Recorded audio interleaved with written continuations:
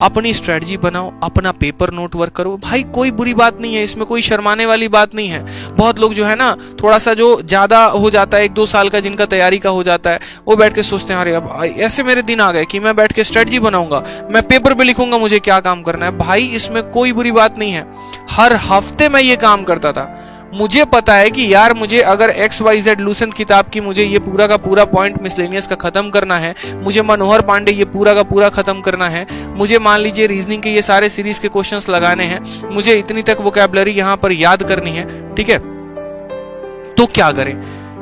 तो उसके लिए मुझे यहां पर बनाना पड़ेगा स्ट्रेटजी कि मेरा मैथ अगर स्ट्रांग है तो मैं 1 घंटे ही उस पर समय दूंगा। मेरा इंग्लिश वीक है, MB पब्लिकेशंस के मैं सेट लगा रहा हूं और सेट लगाने में मेरे नंबर ही नहीं बन रहे, 35.5 नंबर बन रहे हैं, 37 नंबर बन रहे हैं, 40 नंबर बन रहे हैं। क्या करेंगे? बैठ के वहां पर उसको सॉल्व करेंगे, बैठकर वहां स्ट्रेटजी बनाएंगे अपनी कि हाँ मुझे अब इतने घंटे पढ़ाई करनी है, इतने घंटे में इतने घंटे GS को देना है, इतने में इतने घंटे मैथ को देना है, इतने में इतने घंटे ये देना है। उसके अलावा आत्मचिंतन और क्या क्या करना है, तो आत्मचिंतन यहाँ पर अपने टॉपिक्स के बारे में भी करना है कि क्या पढ़ा आपने आज तक और कितना पढ़ा जाना बाकी है। उदाहरण के तौर पे कहते हैं ना ये आजादी खून मांगता है, तो एक बात जान लीजिए ये सरकारी नौकरी मेहनत मांगता है। समझ में आया? जिसने मेहनत की है सफलता उसी को मिली है, जिसने मेहनत नहीं की ना वो सफल नहीं हो पाया है।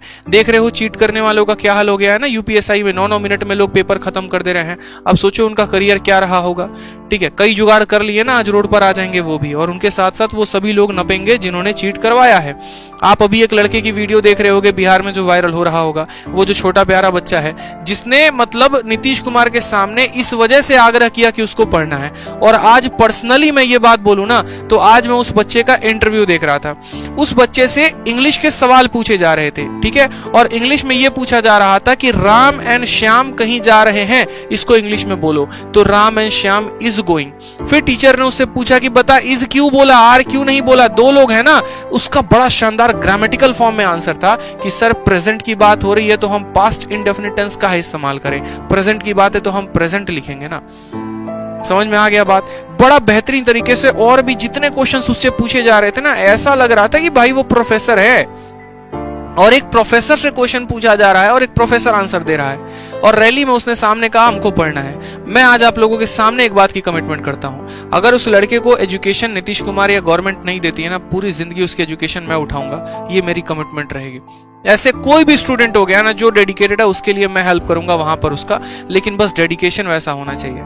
आप लोगों को ये बात सोचना चाहिए यार, आप इतने बड़े हो चुके हो, ग्रेजुएट हो चुके हो, इतने बड़े मुकाम पर पहुंच चुके हो, एक बच्चे को आपसे कई गुना ज्यादा जानकारी है। बताओ, एक बच्चा आपसे कई गुना ज्यादा जानता है, पता है ग्रामर के रूल्स उसको पता है। 6 साल का बच्चा, उसको नौकरी की चिंता नहीं है, ठीक है, उसने रोटी नहीं मांगा, उसने पैसे नहीं मांगे, उसने कुछ और गाड़ी वाड़ी नहीं मांगा, उसने बस इतना कहा हमको पढ़ना भाई साहब, पैसे नहीं है, बस इतना करवा दो कि एडमिशन करवा दो, कहीं पे पढ़वा उड़वा दो, ठीक है।